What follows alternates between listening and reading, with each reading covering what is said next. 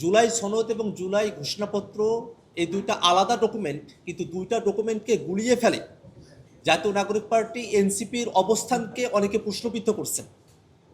আমরা বরাবরই বলে এসেছি, জুলাই ঘোষণাপত্র বাংলাদেশে জুলাই আগস্ট গণ অভ্যুত্থানের মধ্য দিয়ে 5 আগস্টে আমরা যে বিজয় অর্জন করেছি তার একটা ঐতিহাসিক স্বীকৃতির একটা মাধ্যম, একটা ঐতিহাসিক ডকুমেন্ট এবং তার একটা আইনি ভিত্তি থাকবে। কিন্তু জুলাই সনদ হলো আমরা ঐকমত্য কমিশনে রাজনৈতিক দলগুলো সংস্কারের যে প্রস্তাবনাগুলো আলোচিত হচ্ছে সেই সংস্কারের প্রস্তাবনাগুলোর ঐকমতের ভিত্তিতে সেগুলো বাস্তবায়নের জন্য একটা আলাদা ডকুমেন্ট।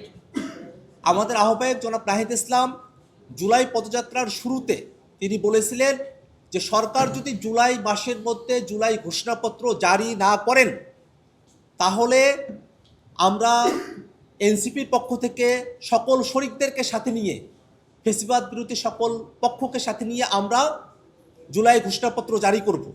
জুলাই ঘোষণাপত্র জুলাই মাসের মধ্যে সরকারকে প্রদান করতে হবে, এটা আমাদের জোর দাবি। কিন্তু জুলাই সনদের যে বিষয়টি, সেই সনদের মধ্যে যদি আমরা ঐকমত্য কমিশনে সংস্কারের যে প্রস্তাবনাগুলো নিয়ে আলোচনা করেছি, সকল প্রস্তাবনাগুলো যদি জুলাই সনদে উল্লেখ করা না হয়, যদি কিছু কিছু বিষয় উল্লেখ থাকে আর কিছু কিছু বিষয়কে যদি অনুল্লেখ রাখা হয়, আর জুলাই সনদের যদি একটা আইনি ভিত্তি না থাকে, এবং কমিশন যেরকম জুলাই সনদের একটা প্রাথমিক খসড়া দিয়েছে সেখানে যেমন 2 বছরের সময়সীমার কথা বলা হয়েছে, যদি জুলাই সনদে আমরা যে বিষয়গুলোতে একমত হলাম সেগুলোকে সঙ্গে সঙ্গে কার্যকর করার পদ্ধতি সেখানে বাতলানো না থাকে, জুলাই সনদকে যদি আমরা একটা আইনি ভিত্তির জায়গায় নিয়ে আসতে না পারি, সেক্ষেত্রে সেই জুলাই সনদ সেটা পূর্বেকার মতো 3 দলের রূপরেখার মতো শুধুমাত্র একটা ইতিহাসের দলিল হয়ে থাকবে, যার কোনো কার্যকারিতার জায়গা থাকবে না। আমরা একটা অকার্যকর, অপূর্ণাঙ্গ, মৌলিক সংস্কারবিহীন জুলাই সনদ আমরা চাই না। এই কারণেই আমরা বারবার বলেছি একটা কার্যকর, একই সাথে পূর্ণাঙ্গ সংস্কারের সকল বিষয়কে ধারণ করে আইনি ভিত্তির সাথে এবং সাথে সাথে বাস্তবায়নযোগ্য এমন একটা জুলাই সনদ আমরা জাতীয় নাগরিক পার্টি এনসিপির তরফ থেকে আমরা দাবি জানিয়েছি। যদি এর ব্যত্যয় ঘটানো হয় তাহলে মোটা দাগে সংস্কারের যে আলাপগুলো আমরা করছি সেগুলো অনিশ্চয়তার মধ্যে পড়ে যায়।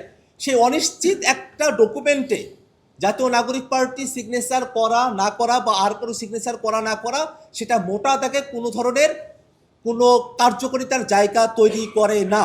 এই কারণেই আমরা সাংবাদিকদের কাছে খোলাসা করে বলছি, জুলাই ঘোষণাপত্র যার ব্যাপারে বৈষম্যবিরোধী ছাত্র আন্দোলনের ডাকে গত বছর 31শে ডিসেম্বর আমরা শহীদ মিনারে একত্রিত হয়েছিলাম, সরকার সময় চেয়েছিলেন, পরবর্তীতে আবার সময় তারা বৃদ্ধি করেছেন, কিন্তু এখনও পর্যন্ত জুলাই ঘোষণাপত্র, জুলাই প্রোক্লেমেশন জারি করা হয় নাই।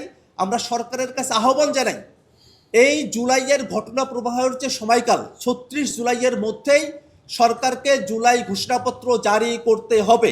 এবং একই সাথে জুলাই ঘোষণাপত্র এবং জুলাই সনদ যেহেতু আলাদা দুইটি ডকুমেন্ট, এই দুইটি ডকুমেন্টকে সাংবাদিক ভাইরা আপনারা সংবাদ পরিবেশনের ক্ষেত্রে যেন গুলিয়ে না ফেলেন। অনেকে ভাবছেন যে আমরা যখন জুলাই সনদের কথা বলছি, যেটা মৌলিক সংস্কারের ভিত্তিতে হলেই আমরা সেখানে সিগনেচার করব, সেটার সঙ্গে অনেকে জুলাই ঘোষণাপত্রকে গুলিয়ে ফেলছেন, যার কারণে জনমনে একটা বিভ্রান্তির জায়গা তৈরি হয়েছে।